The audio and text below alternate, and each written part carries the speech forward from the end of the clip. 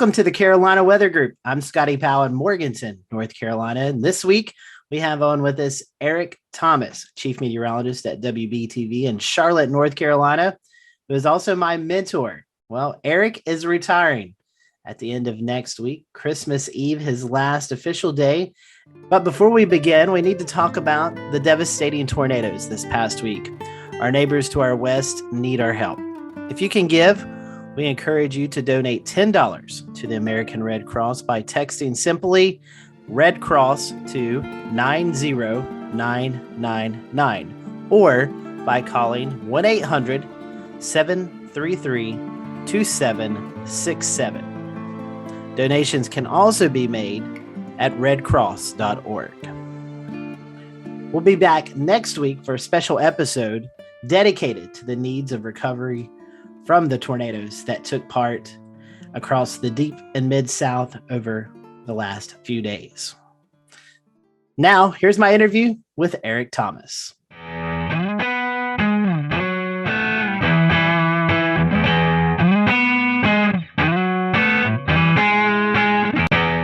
Hey, y'all. Carolina Weather Group here. We have a really special interview. Actually, our first in-person interview, and we're doing that with no other than Eric Thomas, Chief Meteorologist at WBTV. 33 years, Eric. Yeah. Hard to believe. Yeah. And at the end of 2021, you're going to be hanging up the old weather jackets. So.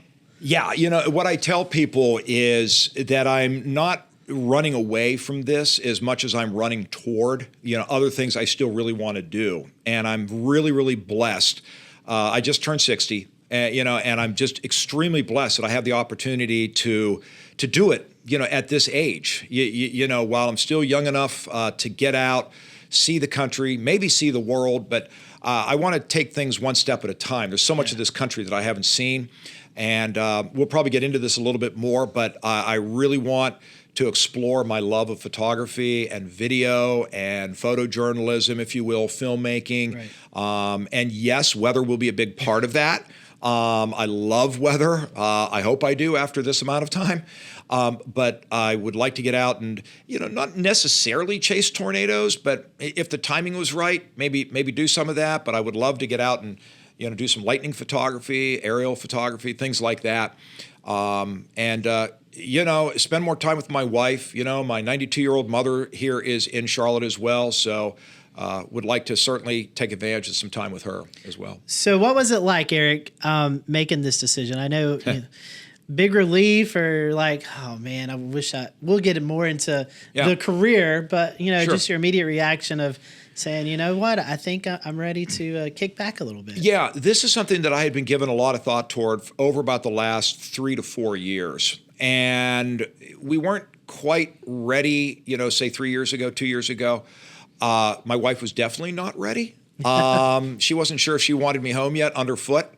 It was sort of a partnership in terms of how we came to this decision. We wanted to make sure the finances, were where they needed to be as well. And finally, everything just kind of came together, over this last year. And my wife got to a point where she was comfortable. And I've been comfortable with it. I've been really anxious to kind of spread the wings, if you will. Yeah. And having said that, that's none of that is to say that, I disliked my job, and as you say, we'll get into that more. But it was just one of those things where, you look at the clock and you realize I'm 60 years old. I just had my first grandchild who was born literally like 3 weeks ago.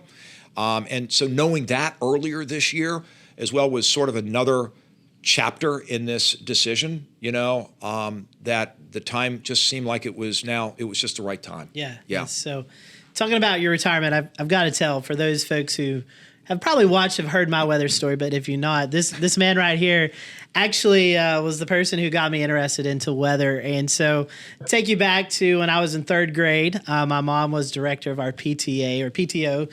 Some schools it's different ways, but actually invited Eric to come speak at my school. And Eric, I can't remember, something happened and you wasn't able to, but you called my house, left a voice message on my answer machine, say, hey, can't make it, but would love to invite you and your family down. So we got in contact with you and got to do the whole studio tour, and you took me to the Weather Center, which is a little different than it is today.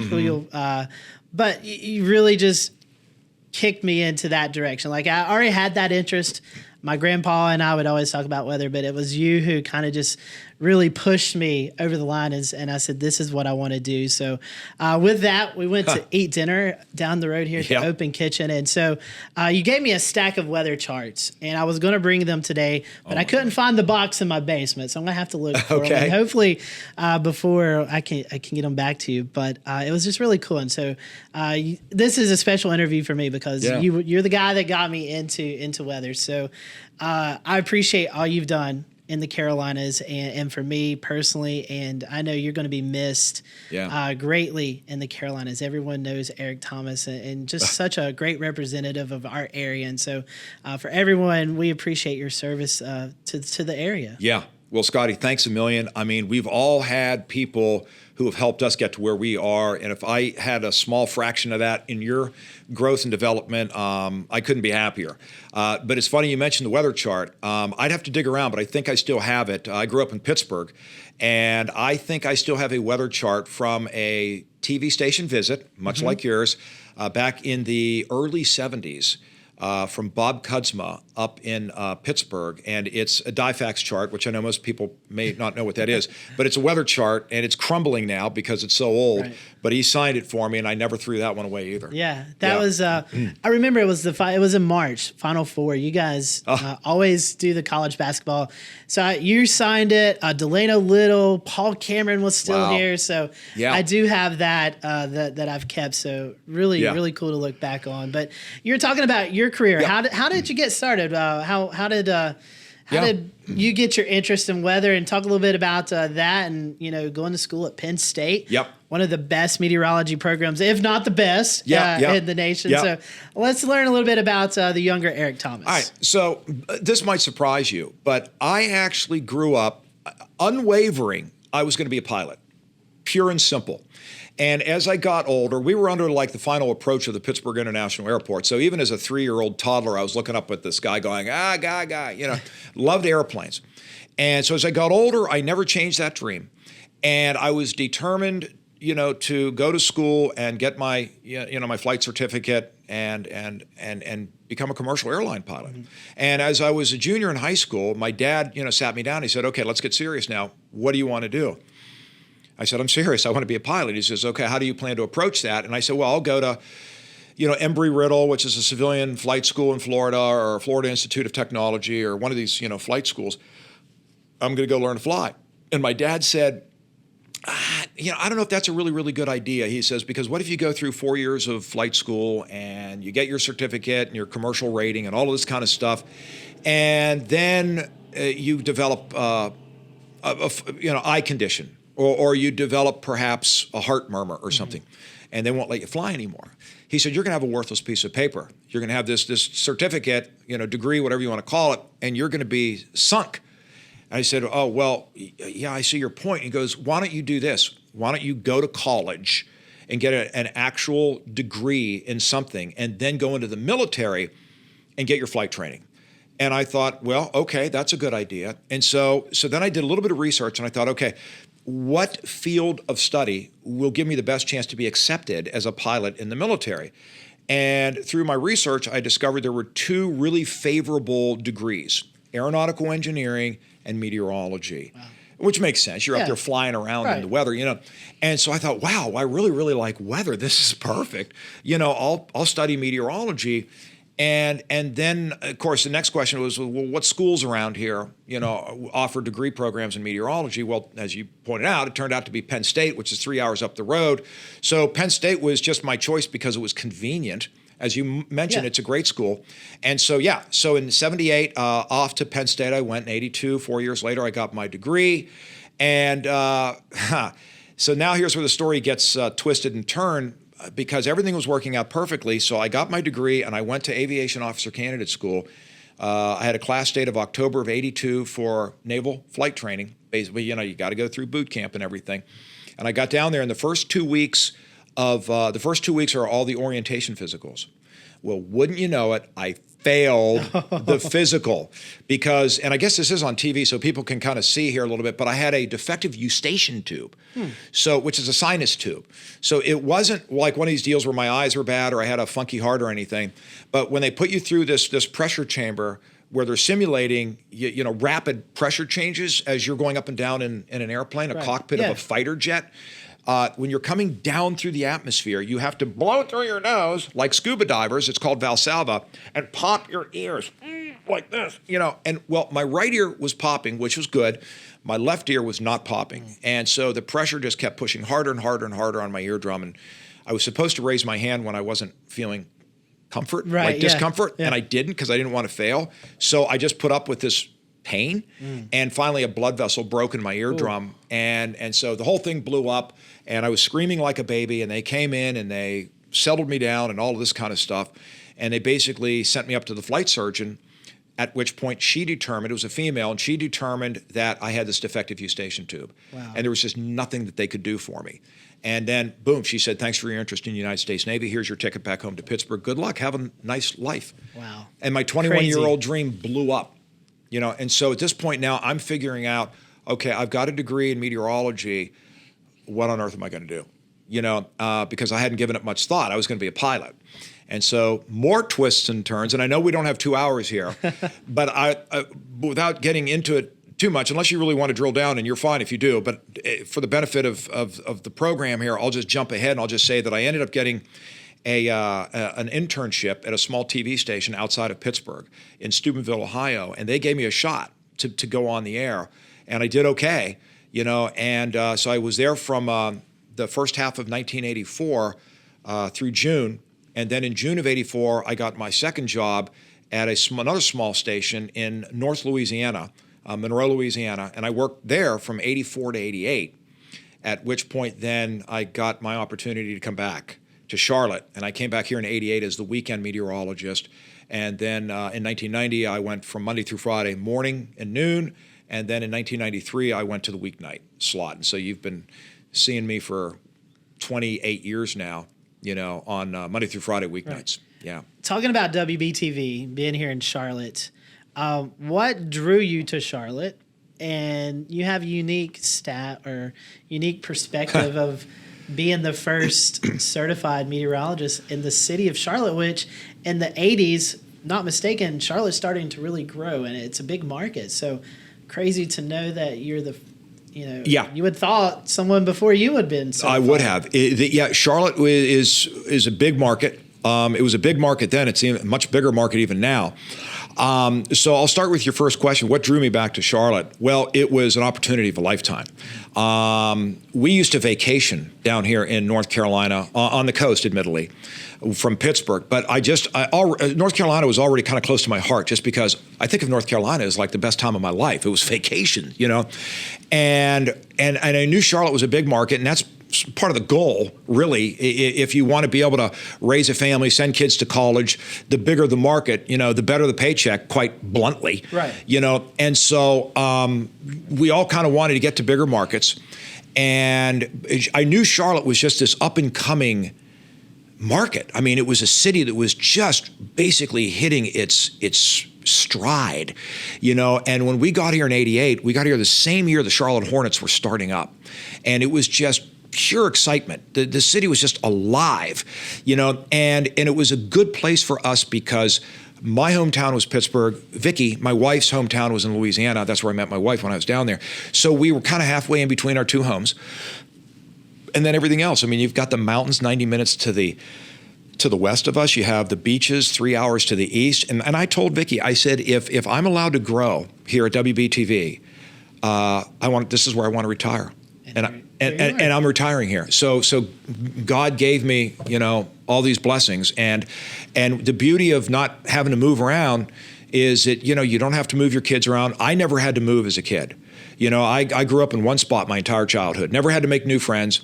And I thought, if I can do that for my children, right, and not move them around the country, that's what I want to do for them. Which in this industry, that's a big thing, especially starting off young. You're moving every 2 or 3 years. So to know that this is your third station, and here you've been for the rest of the career. So let's talk about this little fun question. I guess people may want to. Where was your vacation spot here in the Carolinas? Oh, it was Nags Head. Okay. Oh, yeah, Nags Head. In fact, we went back there just a few years ago, and I was looking for the little pink cottage that we used to stay down there, and it's not there anymore. As you know, everywhere is growing up now so fast. But I basically knew about where the spot was because we were. I don't know if you're familiar with Nags Head, but the sand dunes. Yes. Yeah. So our little pink cottage was right across from the sand dunes. There, not far from Kitty Hawk.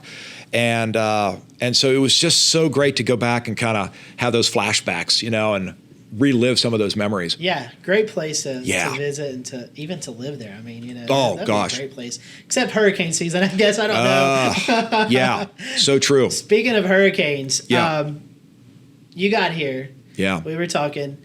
First big assignment was a big tornado in the Raleigh area, followed by what I believe a lot of people in the Carolinas will determine the benchmark storm. Yeah, Hurricane Hugo. Of course. Yeah.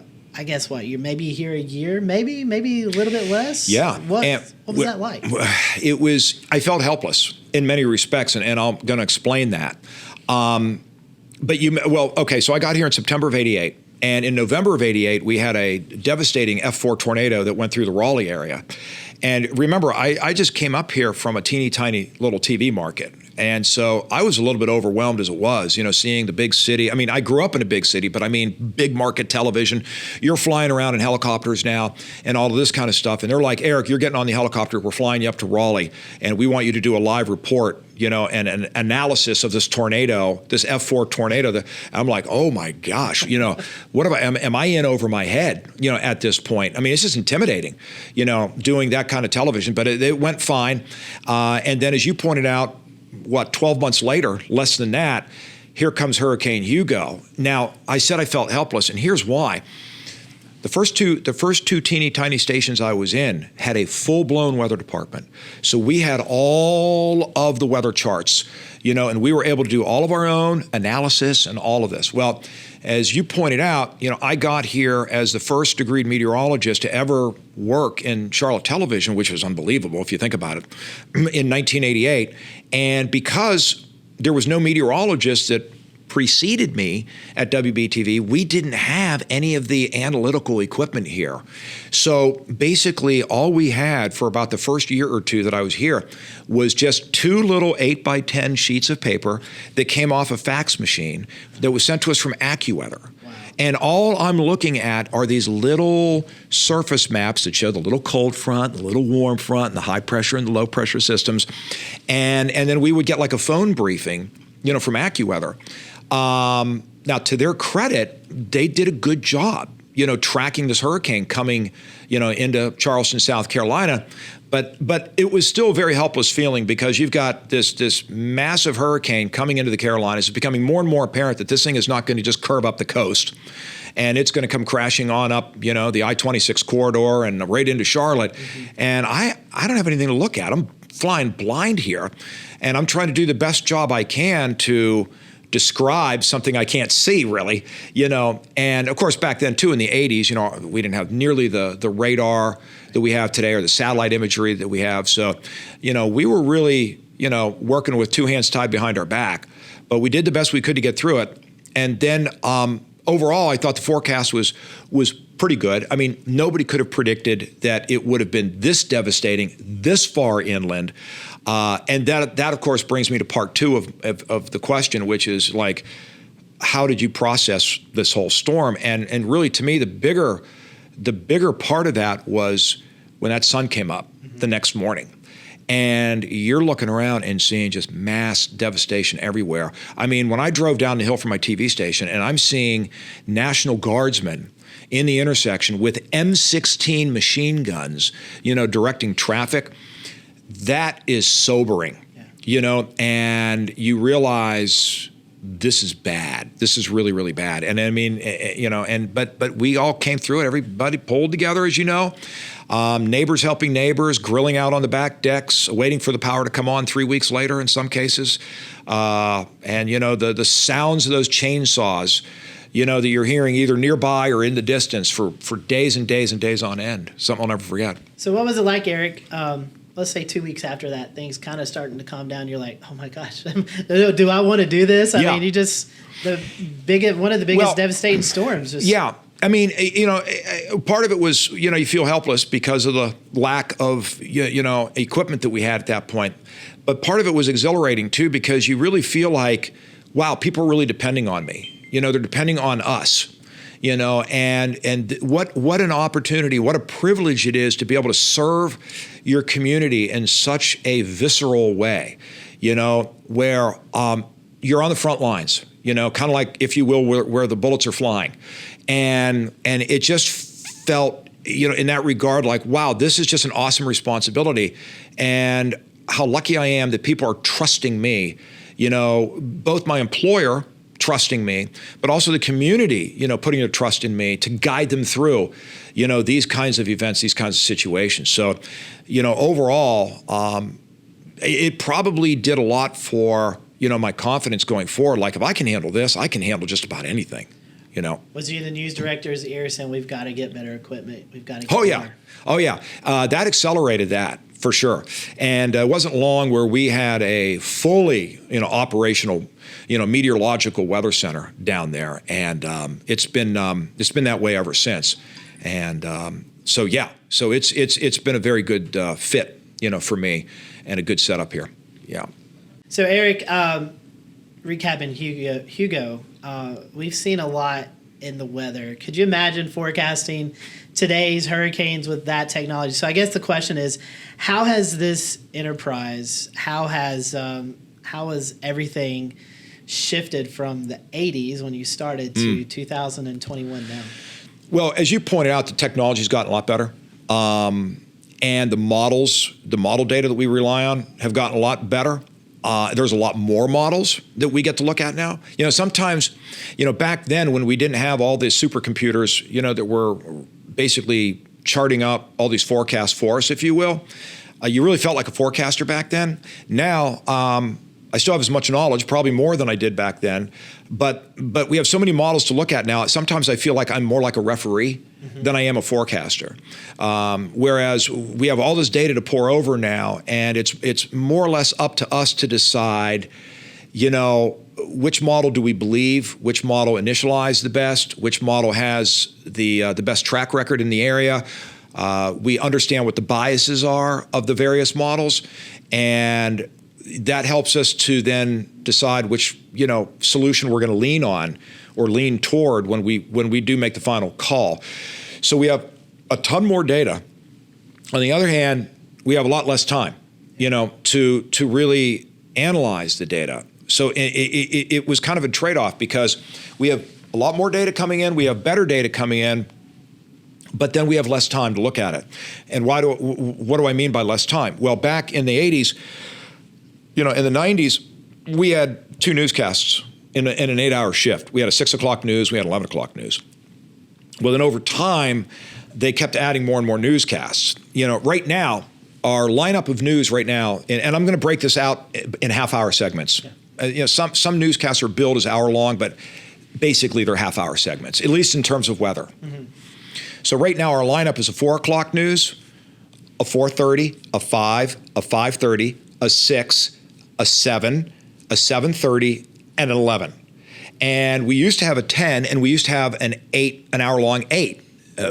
Who knows? Maybe those will come back one day. Yeah. But we're on the air for 75% of our shift now, and on top of all these newscasts that we have to do, we have social media responsibilities. We're having to keep up with Facebook pages. We're having to keep up with our station's website. We're having to keep up with the WBTV weather app.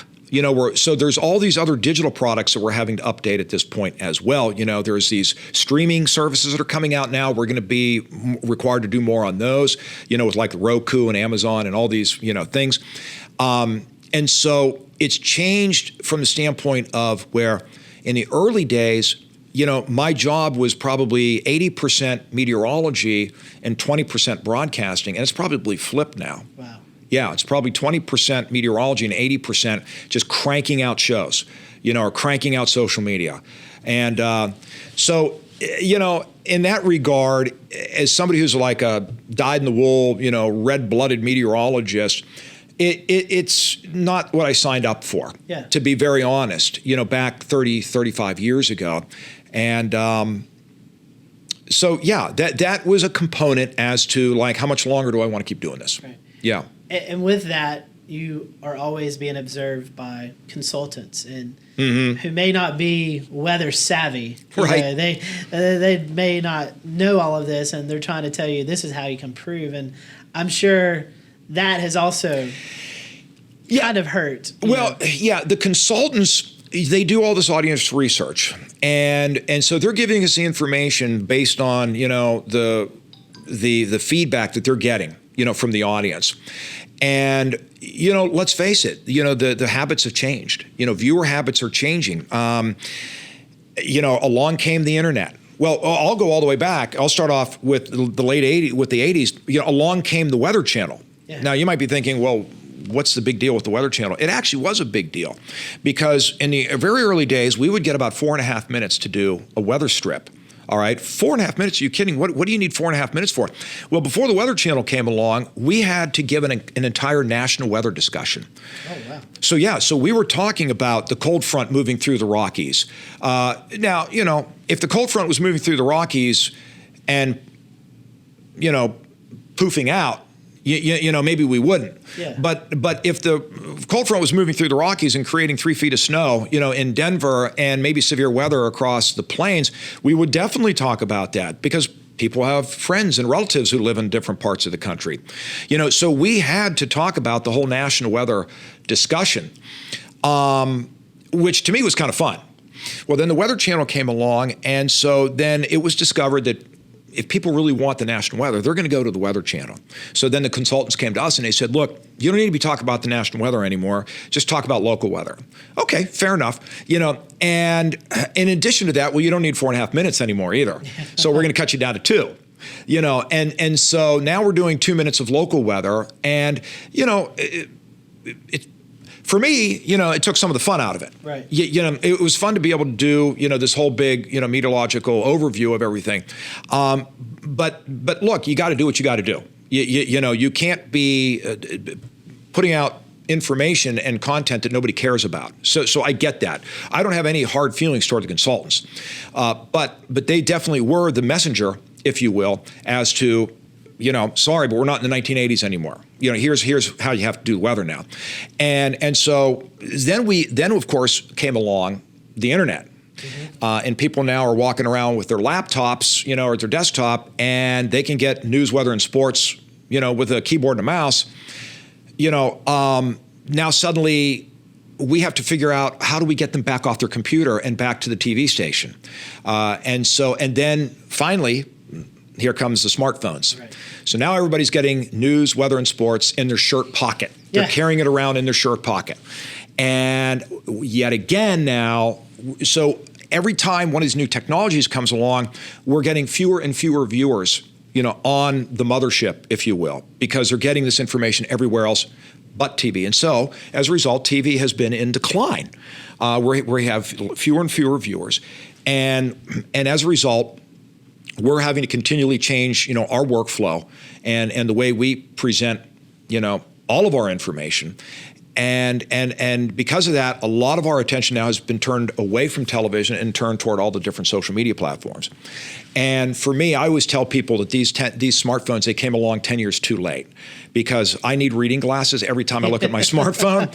And so I'm just not really very good, with this, pull my smartphone out and, post this or tap out text messages to that, and I just realized that this is not my strength, anymore. And it's time to maybe hand it off to the next generation of broadcasters and meteorologists who are really, really good at this. They grew up with this stuff in the crib, and I really, as I said, I cut my teeth on broadcasting and news, but I'm not a generational social media person. And so I just feel like we're going to be in better hands, with the next generation meteorologists that come along who are better equipped, to deal, with all this technology. Yeah. So talking about, how the stations change. One thing that's not changed is your relationship with WBTV. Mm-hmm. Being in a market at a station for 30 plus years is pretty abnormal in broadcasting. And then having a sidekick in Al Conklin, who's been here almost as long as you have. Right. I mean, what's the dynamic with Al? I feel like you guys are brothers. I mean, man. No, that's all. No, Al has been a thorn in my side for 20. No, I'm just kidding, Al. That's a joke. No, Al is a great guy. We are like brothers. There's no question about it. And Al brought some philosophies here when he got here in the early 90s, which we still use to this day, about how to hand off forecasts to each other and coordinate. And so we work, even though we don't see each other much, but, the handoffs and the coordination, we've always had a very good working relationship. And I've been really, really lucky because he could be a chief meteorologist in any market in this country. And to have him as my right-hand man has just been a total blessing. And what's kept you here at WBTV in Charlotte? Well, it's kind of like my first impression. I got here, it was a booming city. It was modern. It was halfway between, as I say, my two families, my family in Pittsburgh, Vicky down in Louisiana. I just love the location. It's the Sun Belt. I go out in January 15th and I'm looking at blue sky and sunshine. You don't get that in Pittsburgh. You get 6 months of gray stratocumulus every day, and it's depressing. But yeah, you've got the mountains 90 minutes to your west. You've got the coastal resorts just 3 hours to your east. What's not to like? I wasn't worried about chasing the almighty dollar and trying to get to LA or New York. I wanted to have a good balance of, a standard of living that, I could give my family, but at the same time, not have to move them around and make those other sacrifices, and Charlotte really offered that. Yeah. So here at WBTV, you've been working on two projects, one weather related with the radars. Maybe we can talk a little bit about that. And the other one that's something that's near and dear to you is adoption and helping kids be adopted into loving families. So care to talk a little bit about both of those projects? I'll give you a quick on each. You've been involved with the radar. So for folks who pay attention to weather at all, around this area, they probably heard us whining and complaining about the radar hole that we are in, because when they modernized the Doppler radar system back in the mid-90s, they took our radar away from Charlotte. And so we got lucky because we did end up getting a radar in Greenville-Spartanburg, which we originally weren't even supposed to have that. But Senator Hollings in South Carolina fought for that, and that helped at least cover, even the western portions of North Carolina. It didn't do the whole trick, but it helped. And then otherwise, the closest radar to us is Columbia and Raleigh, and again, those radars are far away, and they don't give us the low-level detail that we would like to see when it comes to these localized storms and the potential for tornadoes and things like that. And so, thanks to you too, you've been helping us with this, but we have been pressing hard to our local, state, and federal government officials to rethink that decision and build a better radar system here in the western portion of the Carolinas. In fact, we even got Donald Trump to sign legislation on that, although the legislation didn't actually get us very far. And so without getting into the weeds, they really didn't make any significant changes for us. So instead, we're now turning to the private industry, although we're trying to actually forge a public-private relationship where we still think local and state government can help us underwrite some of this project that we're doing, but we're hoping to put up a radar network here, Doppler radar network, maybe as early as late 2022, 2023, to fill that gap. And right now, it's looking good, that we'll be able to see this to the finish line. We have NC State in the loop now, and they're on board, and so we have a lot of heavy hitters now who I think are going to help get this across the finish line. Much needed tornado that you covered in Harrisburg. Oh, kind boy. of was Yeah. As eye opener, we need this around here. Absolutely. This is almost an F3 tornado that went through Harrisburg and the northeastern end of Charlotte. And it was like 9 miles from the terminal Doppler radar that we have here in Mecklenburg County, which didn't help. Yeah. Apparently, they didn't issue a tornado warning, for it. And at least for that portion of the area. And that kind of made our case to say, well, look, I know we have this little radar here in Mecklenburg County, but how much did it help? Apparently not much. Yeah. Forever family. Okay. Big thing for you. I was adopted. I was adopted as an infant. And, I have always felt like I'm the luckiest guy on earth. I had people looking out for me before I was born, including my birth mother. My birth mother knew that she was not going to be able to raise me. And her doctor ended up being a distant family relative of my immediate family. And he knew that my mom was having trouble having kids. And so he called her and said, look, I have a patient here who is going to be putting a baby up for adoption. And I know you're having trouble having kids. Do you want a baby? So it happened through a family connection. And of course, my mom was stuck on one kid, and we're Catholics, and Catholics got to have big families. So especially back then.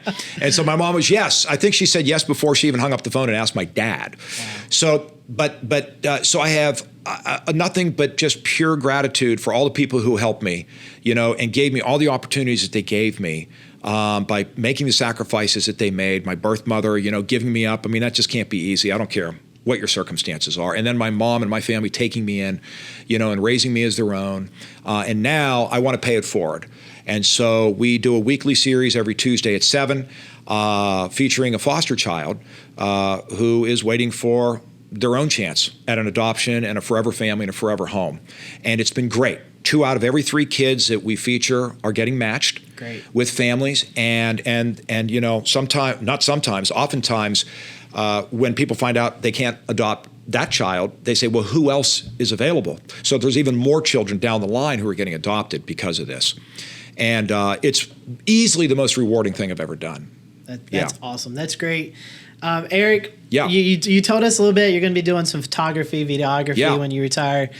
Please tell us you're going to continue staying here in the Carolinas. We'll still be able to see you around. Absolutely. Right? We're not going anywhere. And so please stay in touch with my Facebook page. I'll keep my Twitter account going. And hopefully we can still have some fun interacting through those things. Well, Eric, I appreciate your time. Great interview. We wish you all the best of luck. And thanks for hanging out with us today. Absolutely. Thank you for having me. Love what you guys are doing up in the foothills. You're taking good care of your folks up there. So keep it going, pal. Thank you.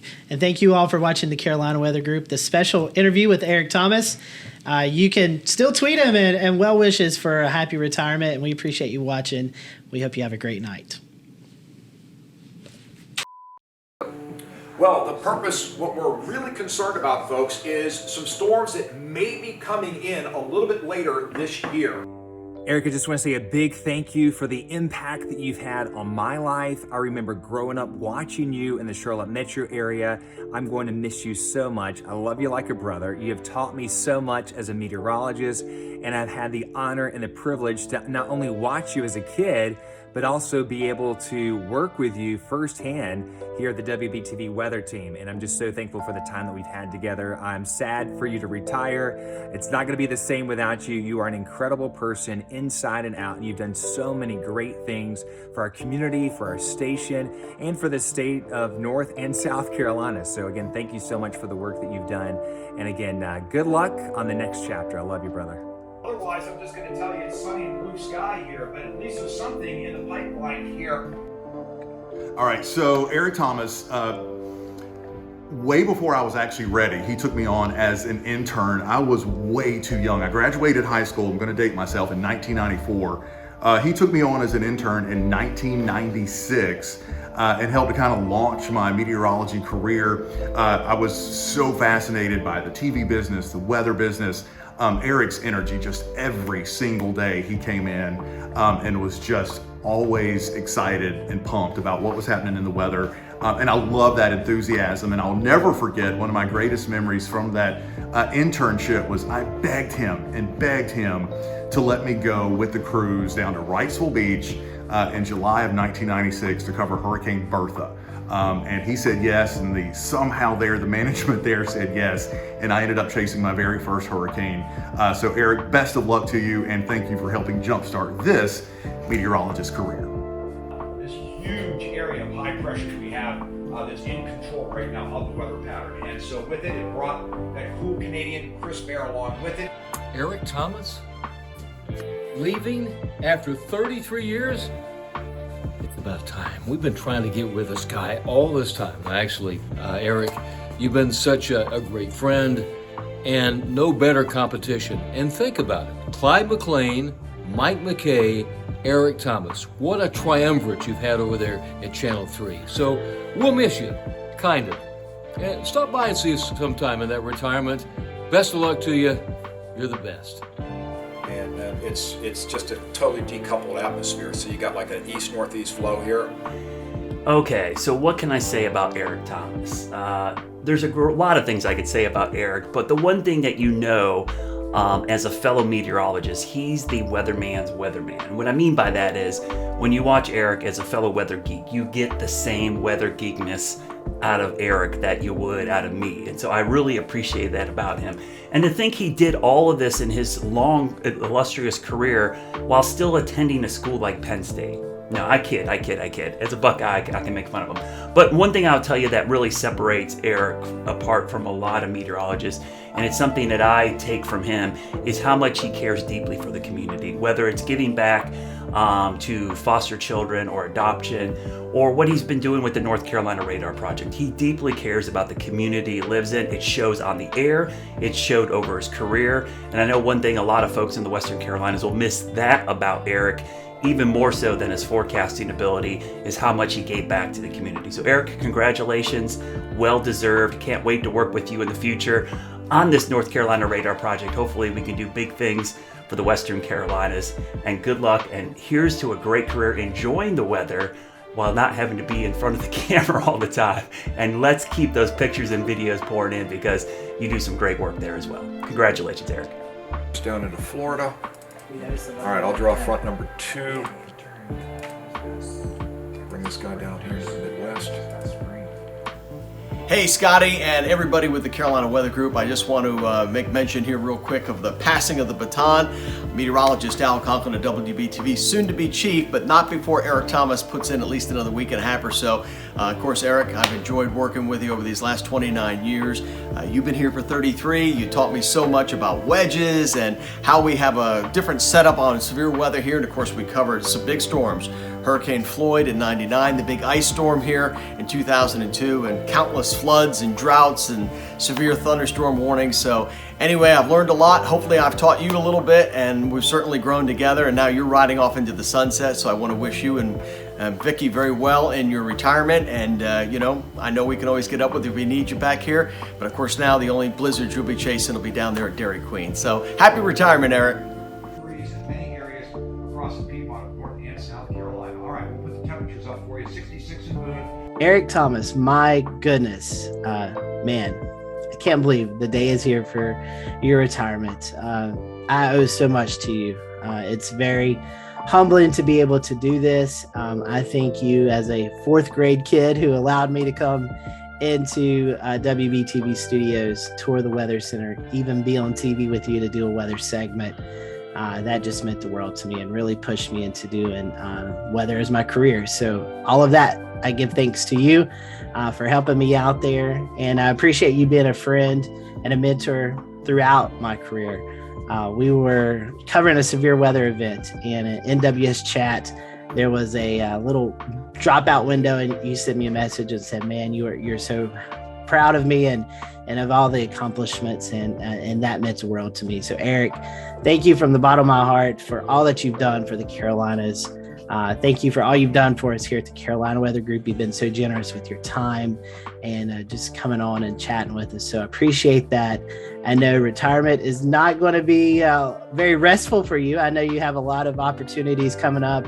I know Vicky and the kids and the grandkids are all excited to have you around a little bit more. So very happy about that. So don't forget, we still have some golf to play, some barbecue to eat, maybe even chase some storms. Who knows what we'll be able to do, but definitely look forward to staying in touch with you. And Eric, once again, happy retirement. And for everyone here in the Carolinas, thank you for all you've done. What I just told you guys, I just said, well, I'm seeing some rotating updrafts, but nothing approaching, what looks like a tornado at this point. And so we got through the day without a tornado warning. Live data, you're heading out right now. We've got sun still nice and warm in the atmosphere, keeping us delightful. 75 degrees, that's the number in Charlotte, mid-70s all the way down into the upstate of South Carolina.